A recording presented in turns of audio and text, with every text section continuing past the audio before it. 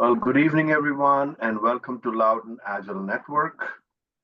We are celebrating our 5th anniversary.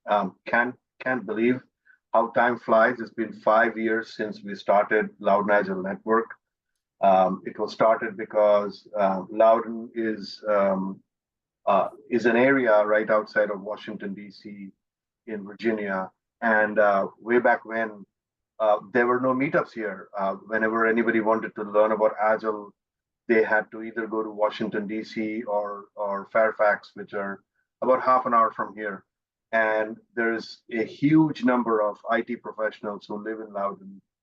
So a few of us, we had this burning question, why do we have to go somewhere else? Why can't we have a meetup right here in Loudon? And that's what got us started.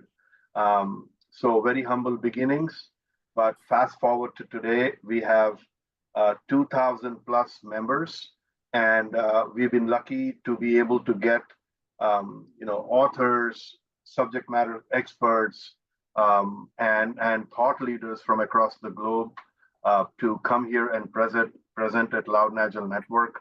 And from January to October, so 10 events per year we've been presenting without fail. So we've just been very consistent with our delivery. And, again, we've grown from 0 to 2,000 people. And today, this month, we're celebrating our 5th anniversary. So how about we give ourselves a quick round of applause for our success. And we are successful because of all of you who come, attend, and support our events. And it's great to be able to give back to the community and learn together. So with that, I would like to introduce our speaker for today, Sunil Mundra. He is a globally renowned expert in enterprise agility and organizational transformation. In particular, he has a lot of expertise in enterprise agile transformation. He's the author of 2 best-selling books. The first one is Evolvability in Business, Enterprise Transformation in an Age of Complexity, and that is focused. Our topic today is focused on that book. The other book, which is Enterprise Agility, Being Agile in a Changing World. In addition to that, he is a TEDx speaker. He has spoken at over 30 conferences across 6 continents, which has earned him the reputation as a leading voice on organizational change. Without further ado, please join me in welcoming our speaker for the day, Sunil Mundra. Thank you, Sunil. Over to you. Well, thank you, Toby, and the organizing team for giving me this opportunity. Once again, congratulations to all of you. I think 5 years is a long time to, have a community and sustain it. So well done. And thanks everyone for taking out time to attend this. Give me a minute. I'm just going to go off camera while I present, and I will set up the presentation. So just give me a minute, please.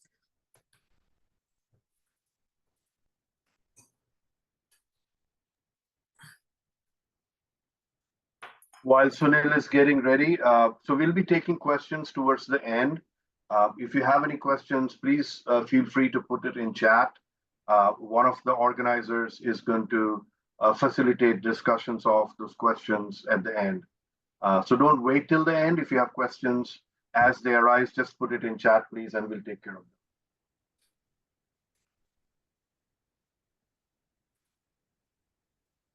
Hi, Pratik. Welcome. Hey, thank you, Toby. Glad to be here.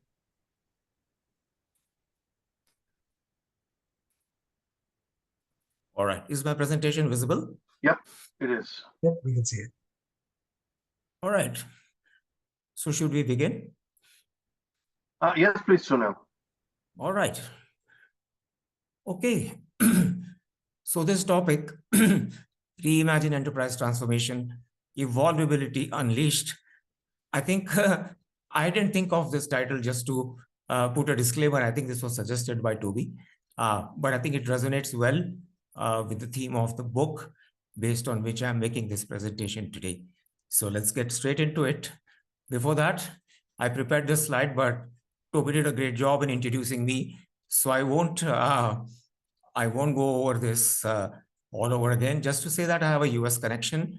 And I did my education from the US, a while ago with an MBA degree. So this is the book which got released in November. So it's a new release. And my presentation is going to be based on contents from this book. Of course, the book has a lot more content than what I'm presenting. But what I've tried to do is present some key concepts from the book to you, so that you get a feel for what's inside the book and basically what is the main theme of the book. Hopefully, I should be able to share that with you through this presentation. And this is my earlier book, which was released in June 2018. And as Toby mentioned, both were bestsellers. And I'm very fortunate for the response which readers have given to both these books. So we all know that transformations are failing, right? There are very few success stories of enterprise level transformations. Does anybody know what is the percentage of failure?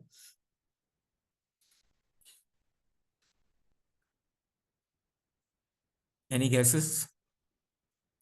If I was to venture a guess, probably half of them, about 50%. Okay. Any other number?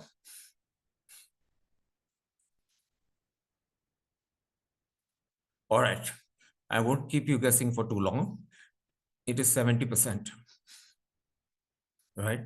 Now that's a fairly big number, and a worrying number actually, because transformations are not easy, right? They involve a lot of effort, a lot of change, and failure rate like this, it really is not acceptable. So let's look at some reasons why transformations are failing.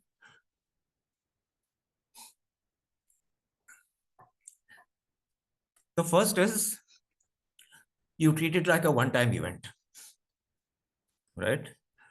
And what happens is when you treat it like that in a fast-changing environment, the environment is changing so fast, whatever you're transformed is getting outdated.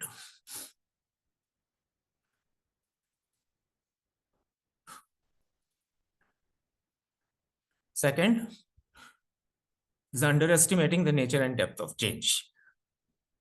So transformations is not something which is superficial, right? It involves change which is deep and wide. And yeah, so this people underestimate. The next is lack of leadership, intrinsic commitment, and alignment. So this is something which we see often, where leaders commit, but they are not sold on it fully. The next is merely tinkering with change. A lot of transformations start off with IT. People adopt agile ways of working and say they are transformed, but that's really not transformation. And the last one is treating complexity like complicated. So there is a big difference between these two, and it needs a separate session to explain the difference, but this is one of the key reasons, in my view, why transformations are not succeeding. Any other reasons you can think of why transformations are failing?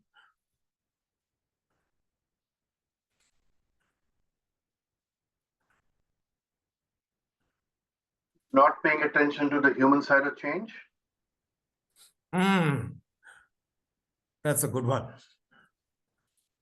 Yeah, I think it's all about people. But instead you end up focusing only on processes and the non-people aspect. Yeah, it's not going to work. Any others?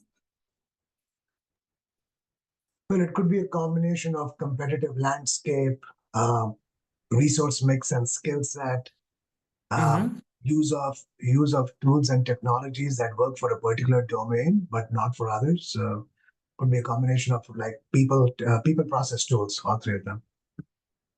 Yeah, yeah. I think those are the key areas. Plus, there are many others, but those three areas are at the core. And the tools part of it, the technology part of it is also very, very important. I think that's a great call out because many times we see, people are not paying enough attention to engineering and the technology side of it, and therefore, transformations are not sustainable. Anything else? All right, let's move on. There is one in chat. It says from Karen, and she says lack of alignment throughout. Yeah. So I think it's not just about alignment at the leadership level, but even at the lower levels. Yeah, people are not on board for whatever reason. And yes, that's again something which can be an organization-wide problem in terms of getting the alignment. Yep. And one more, which is to do with resilience. And Laura says, staying with it when challenges arise, resetting somewhat when plateaus hit. Yep, that is also true. We talk about a lot of leadership behavior change, but when crisis arise, leaders go back to their old mindset, in a crisis. So that's actually another challenge in terms of seeing change through, even in situations which are difficult or where there is a crisis. Yes, that's a good call out too. Okay, let's move on. So what we are saying is transformation is not a one-time event. And this is the traditional view of transformation, how it's been approached. What we are saying in the book, so I need to mention my co-author, Jen Go, who has co-authored with me to write this book. We both, essentially got together because we believed in this tenet of transformation, which is that it needs to be continuous, and that's what brought us together. And we decided to write a book to propagate this idea. So, evolvability as a capability is the enabler for continuous transformation. That is the main premise of the book. Now, coming to how do you build evolvability in enterprises?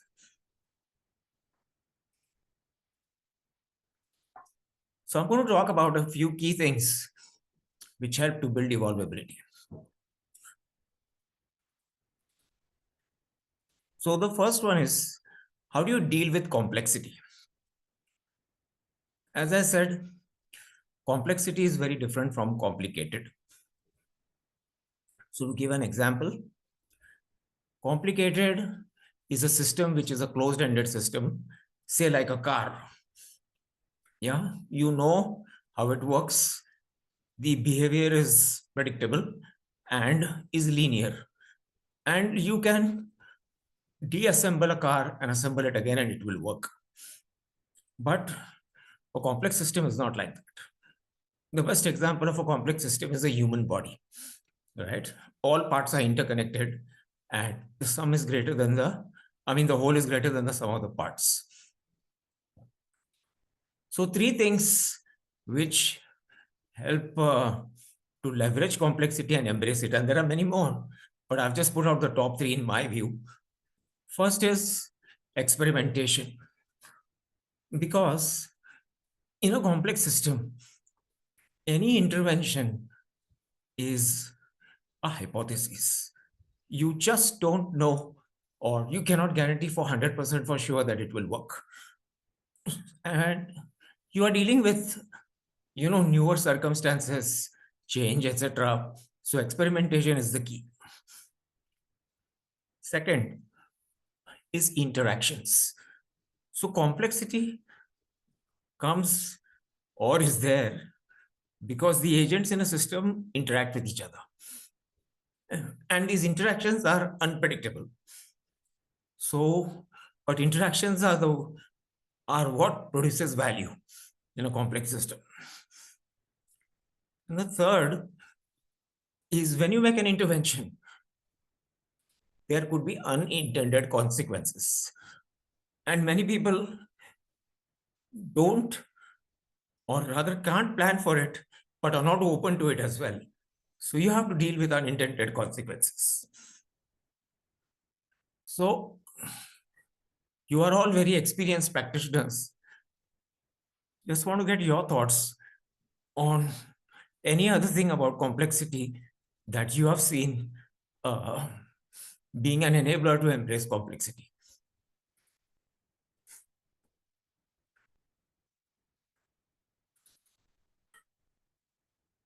Any thoughts on the difference between complicated and complex, and what's your experience like in terms of treating a complex situation like complicated, which is a problem?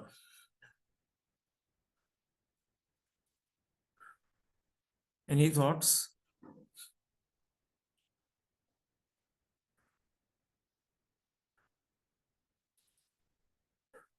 Silence.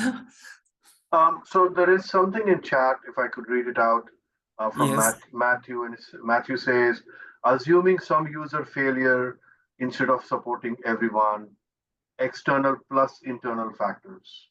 I don't know if that's a response to the earlier one or this one. Matthew, you want to speak up, please?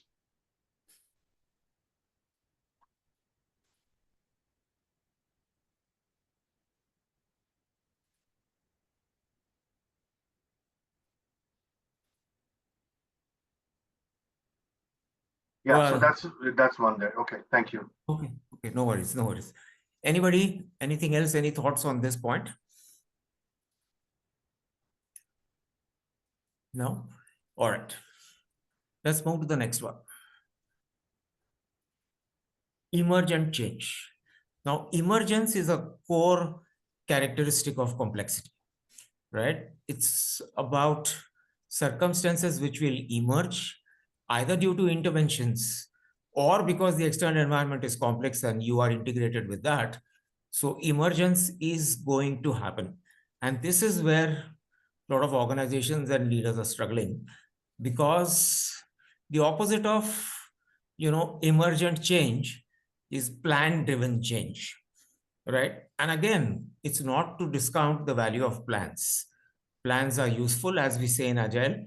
The process of planning is important, but plans become useless very quickly. And this is because of the emergent circumstances.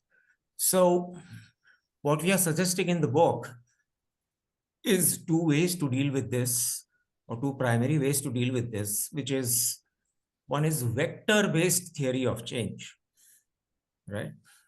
And what is a vector? Vector basically shows you the direction in which you want to go.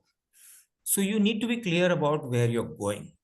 But the point is, you may not know all the detailed steps right at the beginning.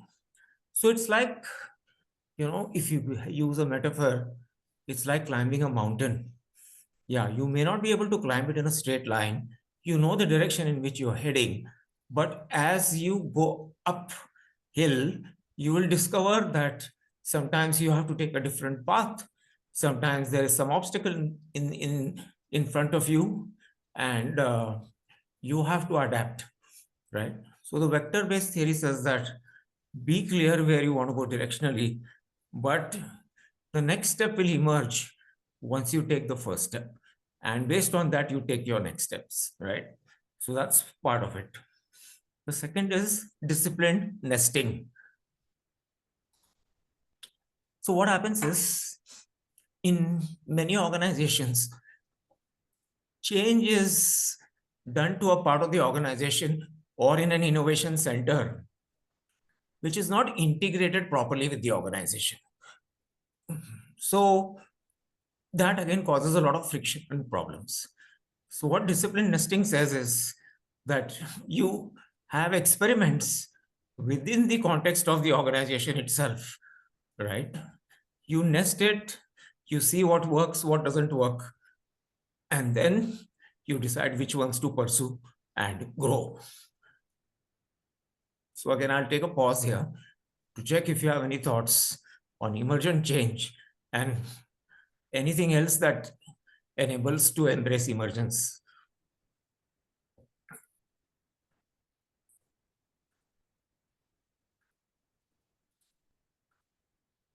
Any thoughts?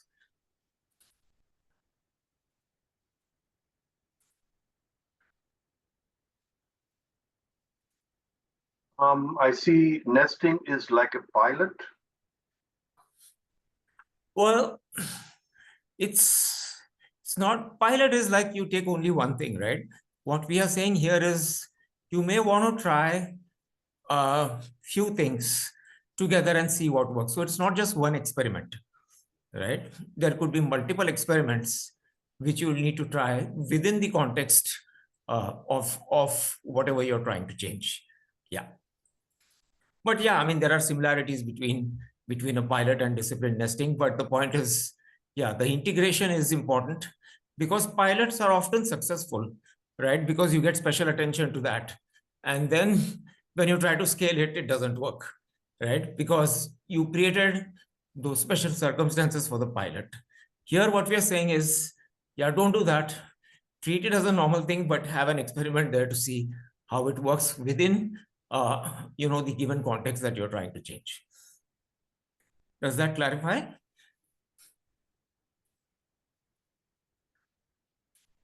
He said yes, thank you. All right. Let's move to the next one. Agility. Right? And I have, said this in my first book, and this is where it comes from. And we brought this concept into this book as well, which is that agility has three core capabilities: the ability to sense, the ability to adapt, and the ability to respond, right? And here's how diagrammatically it looks like.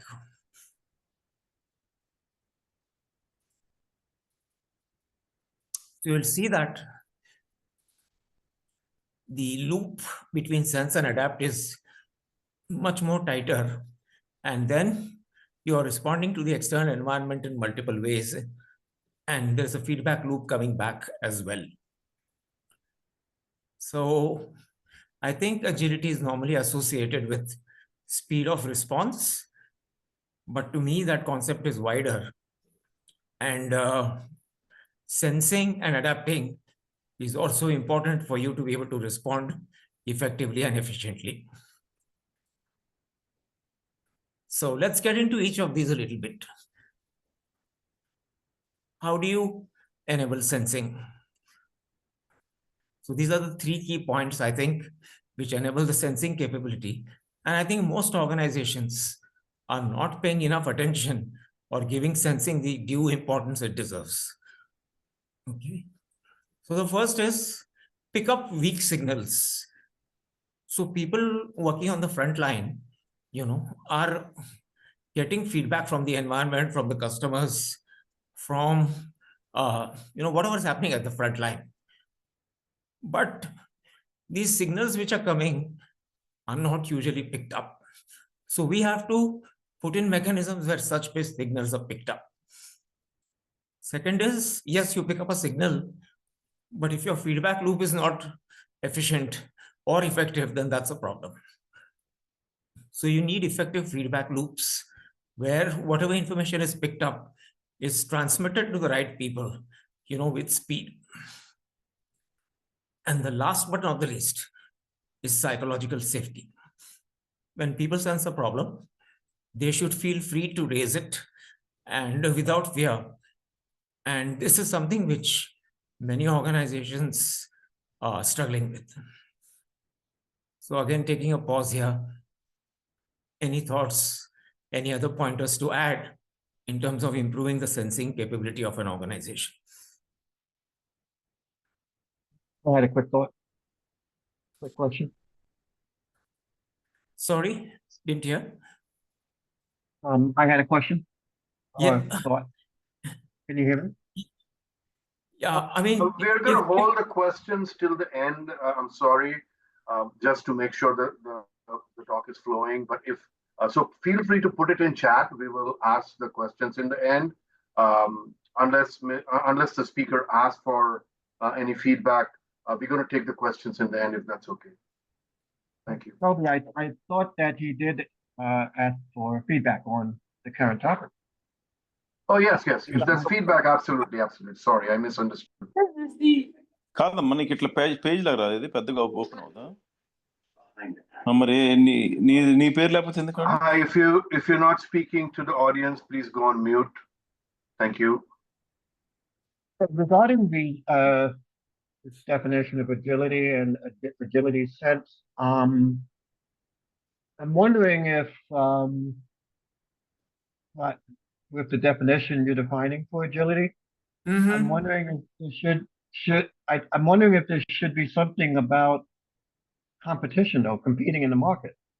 If this is indeed business agility, maybe it's not. Yes, so I think that is embedded in the way you're adopting, because yes, you have competition, but what are you going to do about it? You need to counter it, right, in some way, or you need to respond to it in some way. So the point is, yes, you are sensing competition. You are making the changes as you move forward, as you need to, rather, based on what you're sensing, and then you are responding to it. So it's not just about competition. It's about responding to any threat, you're responding to your customers, responding to both threats and opportunities as well, right? So it's a much broader thing, and competition definitely is something which you should be sensing and adapting and responding to. I'm thinking that the agility should have something about the ability to compete in the market, though, along with how you respond and how you pivot, like you're saying here. But should it also mandate, or should it be something about the ability to compete, though? Well, could be, Business but I have agility. just presented to you my definition, and you can expand the scope of agility. For example, there is no mention of the word customer there. People ask me that, why is the customer not there? So I'm saying it's all implicit in those three capabilities which I'm talking about. But yeah, if you want to call that competition out separately, yeah, it's a valid assertion that you're making. So yeah, I mean, it is an important part of it. And as I said, organizations must be equipped to respond to competition as well, besides responding to customers and other stakeholders in the system, in the ecosystem. Yeah. Thank you, That helps. everyone, for the sake of keeping this within the time box as well. Yeah. Thank you. We'll let Sunil continue. All right. So one of the classic sensing failures is this case study of New Coke. I don't know how many of us were in the US at that time. This is 1985, or at least I've heard of this case study, right? So what was happening was Pepsi was going very aggressively at that time in terms of doing a taste test with the customers. And, the customers apparently were choosing Pepsi over Coke in the taste test, and Coke felt that they needed to do something. So they launched this new Coke, which was a little bit more sweeter, as they said, as compared to their original Coke version, and closer to the Pepsi taste. And what happened was they missed out how customers were attached to the original Coke, and they took off the original Coke and replaced it with the new Coke. And there was a revolt by the customers, so much that people felt that something personal had been taken away from them. And within 77 days, they had to reinstate the old Coke. They lost value in their share price. The reputation got damaged quite a bit. And then they reverted back to the old Coke. So I think sensing things properly, and not rushing into making conclusions and assumptions which are invalid, right? And making that big change, cost Coke a lot. Anybody remember this case study or have heard of it before?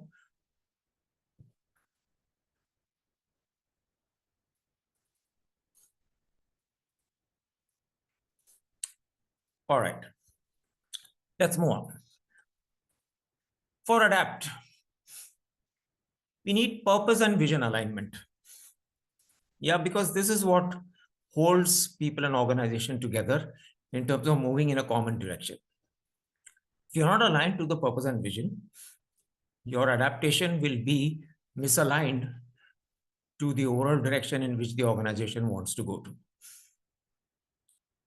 Second is you need a learning culture. Yeah, what has worked in the past, which we want to amplify, what has not worked, which we don't want to repeat, right? All those things become important.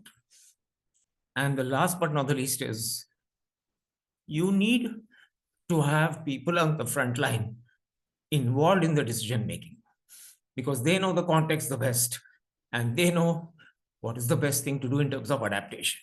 But yeah, you can't have that without proper governance and without proper guardrails. But it's important to involve people at the front line in decision making. Any thoughts on this?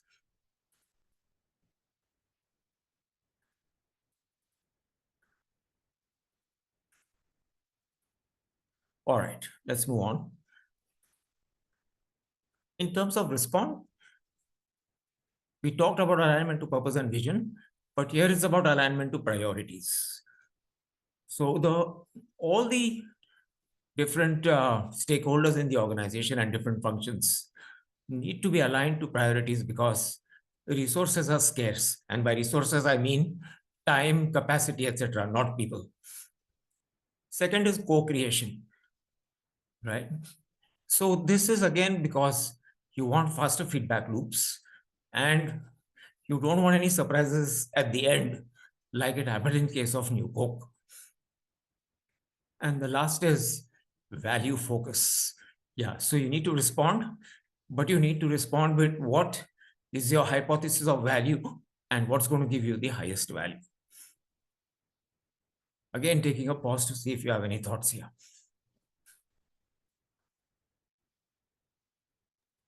Karen says, if you don't have frontline engagement, capability support and alignment, the initiative will not be successful. Yep, well said. All right, let's move on. The next one is organization debt, which you need to tackle. And there are two types of debt, or debt occurs because of two reasons. One is things become just obsolete. I mean, you introduced a process or a capability or a structure or a department for a reason, and because of the change in environment is no longer there. And it's still lying there. And therefore, there is a lot of obsolescence which creeps up. And that is going to increase your complexity. And the second is accumulated. So the difference is accumulated is not obsolete, but it's there, but nobody's using it. It's valid. Maybe people are using workarounds because they don't believe in the value of the process. So there is accumulated debt as well. And we need to address both. So normally we don't make change by subtraction. We make changes only by addition. And here what we are saying is you need to subtract what's not working. Any thoughts?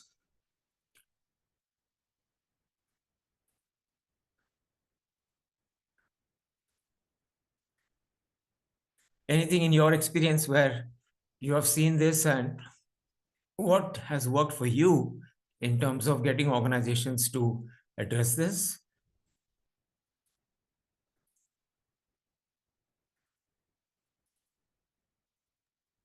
Would you say that often tech debt is a very non-abstract representation of this? Yeah, It is that. So the thing about debt is you not only need to pay it back, but you need to pay it back with interest, right? And the interest is more the more you delay paying that debt. And that applies to tech debt as well as organization debt. Yep. So Sunil, there was something that came to mind, and I've been in organizations where there has been mergers, and so it's obsolete, accumulated, and then in my mind, it's also redundant. Two tech organizations came together, and they both have apps, they both have capabilities, which do the same thing or similar things, and it becomes difficult for the organization to fund both, and therefore it's a debt. Like they have to get rid of one of them. That's what comes in mind, but I don't know if it is. No, absolutely valid. You're right. Redundancy is different from obsolete and accumulated, and that's another type of debt which is there. But that happens when organizations are merged, or somebody takes over, or somebody acquires another organization.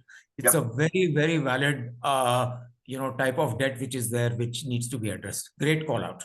Thank you. Thank you. Okay, let's move to the next one. Let's look at metrics. I see many organizations are struggling to measure a few things, right? So we have basically 4 types of measures. We can measure effort, we can measure activities, outputs, and outcomes.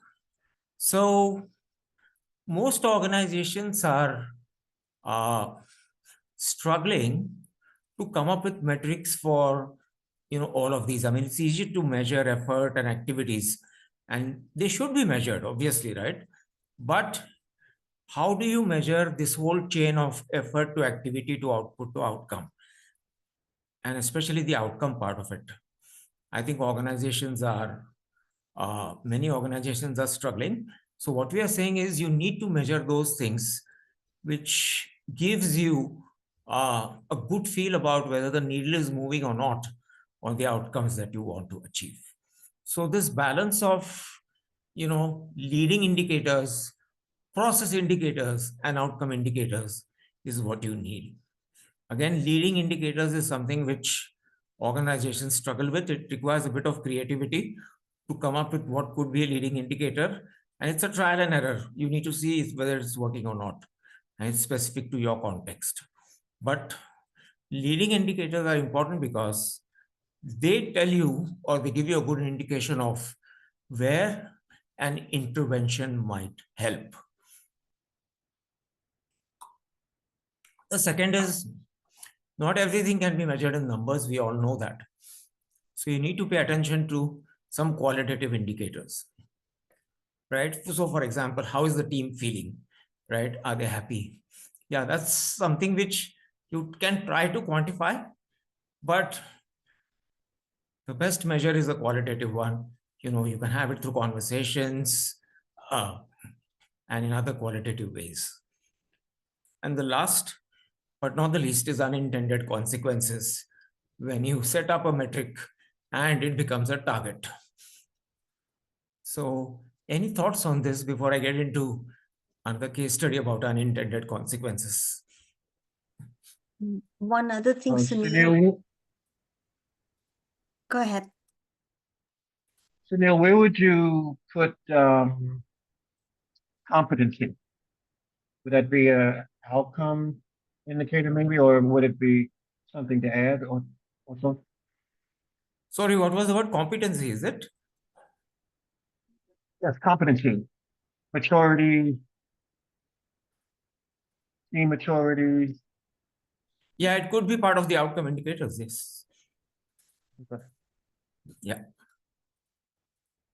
Sunil, one thing about metrics is probably socializing what happens when, right? Like if this metric shows us, what is this, what action would this lead us to? Yes, absolutely. So I think, again, you need to have metrics for something. So it is telling you something, right? You need to act on it, right? You need to make the right intervention, the right decision. And you need to be clear why you're measuring it. And unnecessary measuring something, it just creates an overhead, creates a lot of confusion. So you're right. You need to know the intent and what are the potential interventions if that metric is not moving. But yeah, I think what you're trying to achieve by measuring something should be thought about when you're putting your list of metrics that you want to measure. Thanks for that. That's a good point to call out. So here's a story about unintended consequences. So this is a cobra.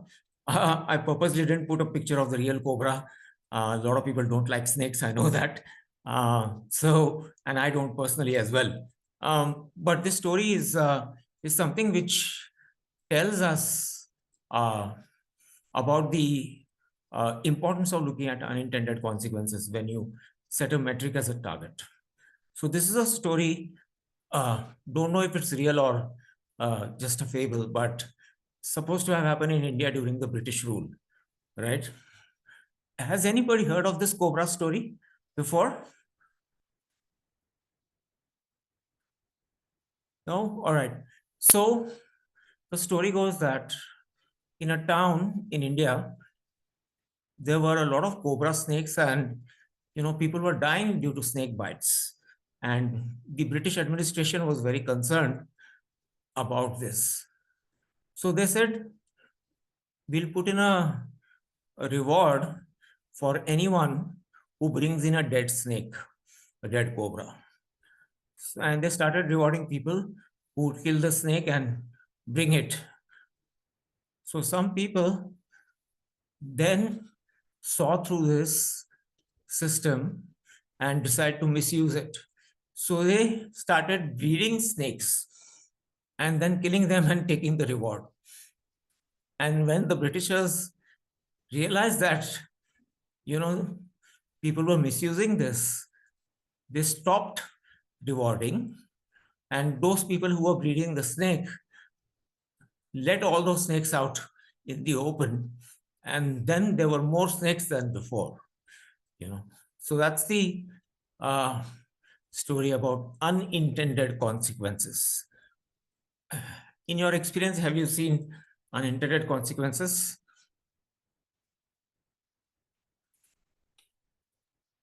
Yes, do that. So in the interest of time, we'll not get into that, but I'm sure all of us can relate to, this problem which we often see in organizations. So what's the key takeaway? We often treat transformation like this. This is the most common metaphor used for transformation, which is a caterpillar turning into a butterfly. Now, this is one time. And why the caterpillar turns into a butterfly? Because it has the genetic code. And the success is there because of that. But organizations are not like caterpillars, where there is any genetic code. Yeah. So many times organizations try to get the caterpillar to move fast, right? And it doesn't turn into a butterfly. Or in the process of transformation, they actually injure the caterpillar. Okay. But as I said before, this is not a one-time event. And you treat it as a one-time event, and the environment is changing fast. And whatever you are transformed to is obsolete. What we are saying is treat the So let me just go back for a sec. So this is called metamorphosis in biological terms, right? What we are saying is move away from metamorphosis to mutation. So look at the latest example of COVID virus. You come up with a vaccine and a new variant is there. The same applies to a flu vaccine as well, right? It survives and it reinvents itself based on the changes in the environment. So what we are saying is transformations should be like mutation, happening continuously rather than as a one-time event. Thank you. So open to questions. Give me a minute. I'll come back on camera.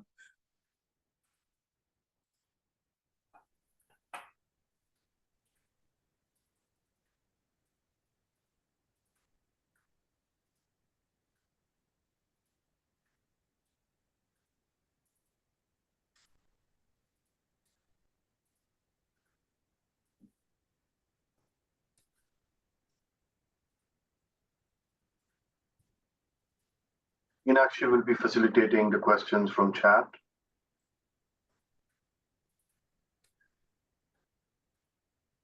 Yep. I have a So, question.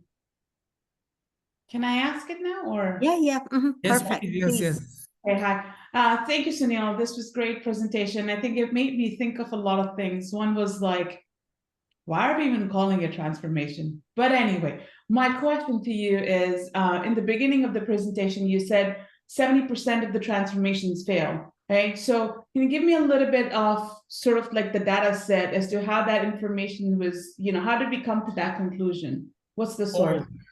Yeah, I think there are studies done which are published, and I think McKinsey has done that study, plus a few other people. So this is empirical data, which has been done and which has been published. So, but I think I remember primarily it's a study done by McKinsey. Yeah, and so like, what is the criteria? Like, how do people sort of categorize that my transformation has failed? Like, what are some of the data points into this? See, I think this is, and again, an issue where the jury is still out, right? How do you call a transformation as successful, right? Yeah. In many places, leaders have a deadline, or they say, yeah, we will be transformed by this date, right? And people's bonuses and financial incentives are linked to that. Yeah. And therefore people are saying, yep, we are done with the transformation. And people take the rewards and move on. And then because of the inertia of the organization, which has not changed, all the green shoots get killed and you go back to, the original state or even worse. Yeah. So I'm not sure exact criteria which they've applied.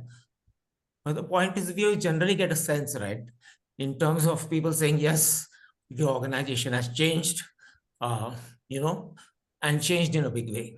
So, but your point is valid, but I think it's for every organization to decide what their success looks like. So then my first comment, why do we even call it transformation? Why do we not call it criteria of success? And that changes as you progress.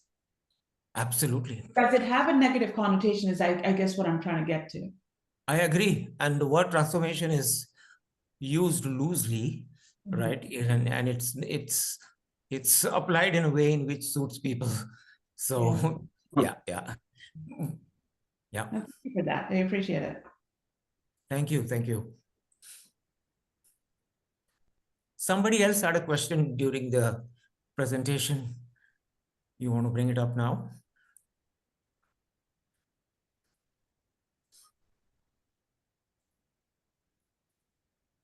I have a question here from Prabhakar. It says, what are the precautions that were taken to be successful? And when this data was collected, is there any improvement from the data that was collected? So I guess before, were there two target points when data was collected, a before and a after, and was there an improvement? I am sorry, I don't have much visibility into this, right? I only looked at the outcome of the study, but did not get into the mechanics as well as the follow-ups on the study. So I'm sorry. Yeah, and if I could pick on, and that was the basis of my question, is because, oftentimes we work in organizations and we claim it's successful, right? Transformation happened.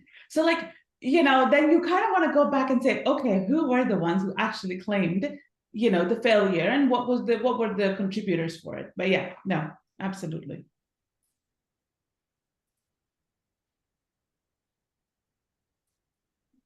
Any other thoughts or questions? Or any feedback.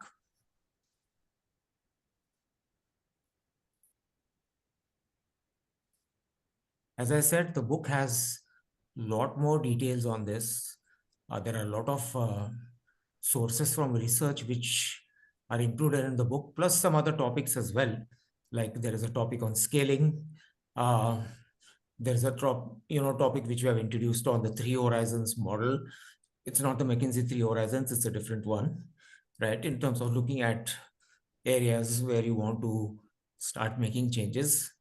And unfortunately, due to the short duration of the presentation, I couldn't cover those topics, but if you're interested, yeah, you'll need to read the book.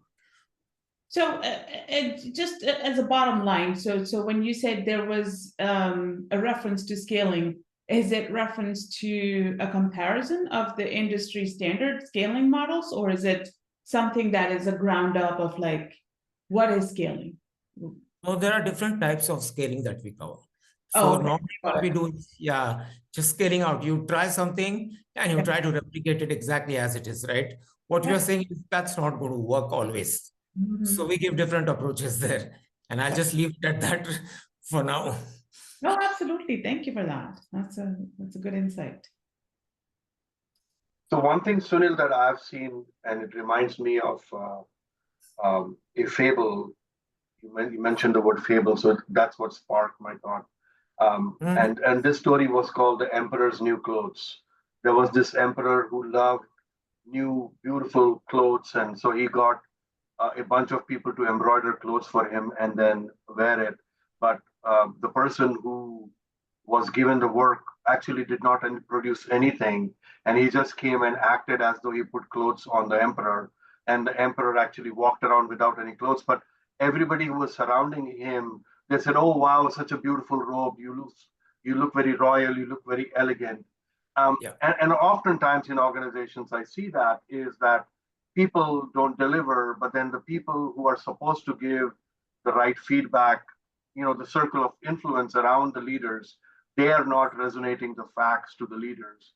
And therefore, they, like you said, they cook up books, they cook up reports and make it look good because they want to get their bonuses, or they want, the traffic light, right? Green, red, green, yellow, red. They want everything to be green, right? And so that's a problem because the leadership thinks that everything is going successfully, but at the ground level, really nothing has changed, right? So that's the Emperor's New Clothes, right? That's the story that I thought makes sense to add here. No, I think that's absolutely right, Toby. That's a great metaphor story to highlight that point in terms of, people sort of dressing up things. And again, it boils down to psychological safety and the mindset to face reality as is, rather than live in a world where you think reality is something different, So, yeah. We are right on time, and I do not see any questions coming up. So we'll take a moment to thank you, Sunil, for a great presentation. And thank you, everyone, for joining us on this special moment when we celebrate our 5th anniversary of Loud and Agile Network. Thanks, everyone. Please mark your calendar for February 13th, where we'll have a guest speaker as Manjeet Singh. He will present on the topic Back to Future, Reigniting the Power of Agile. He'll delve into figuring out the real root cause of Agile disconnect. Please mark your calendars and see you on Feb 13th. Thanks, everyone. Bye-bye. Thank you, everyone, for your time and for the great questions and participation. Appreciate it. Thank you. Thank you, Sunil. And also, a few of you are asking for the recording and the deck. So we will be posting the recording within a week and also sharing the deck. So stay tuned for that. All right. Thanks, everyone, and have a great night. Thank Happy you. New Year, everybody. Thank Happy you. New Year. Thank you.